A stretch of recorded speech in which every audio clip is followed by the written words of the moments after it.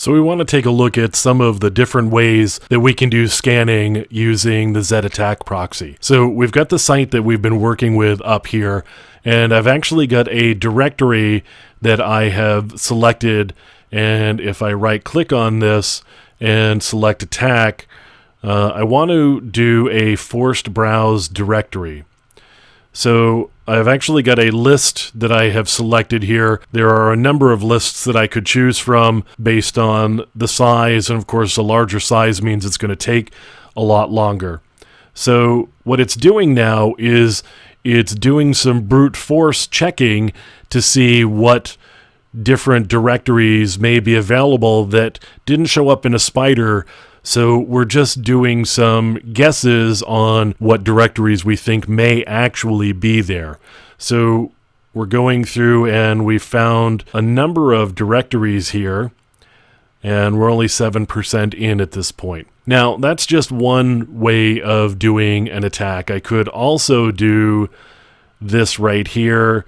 I could select the top URL there in my site listing, and I could do an active scan on the site. Now, I've got a forced browse going, and I'm also doing an active scan. So the scan is going through, and it's actually looking for vulnerabilities. So we're checking for cross-site scripting, we're checking for SQL injection, we're checking for basically all of the known web application vulnerability types, and we're checking all of the pages. You can see here is the list of all of the pages that it's gone and checked, and here's the parameters for these URL parameters that it's passed in. So we can take a look at any of the requests that have been sent, and right here's the request, and we can take a look at the response, and we actually got an index page back.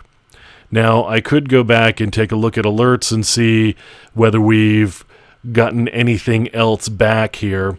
We got a private IP disclosure, which is pretty meaningless because I'm on a private network using a private IP range. So of course everything that shows up as an IP is going to be a private IP. So this one's not really worth looking at all.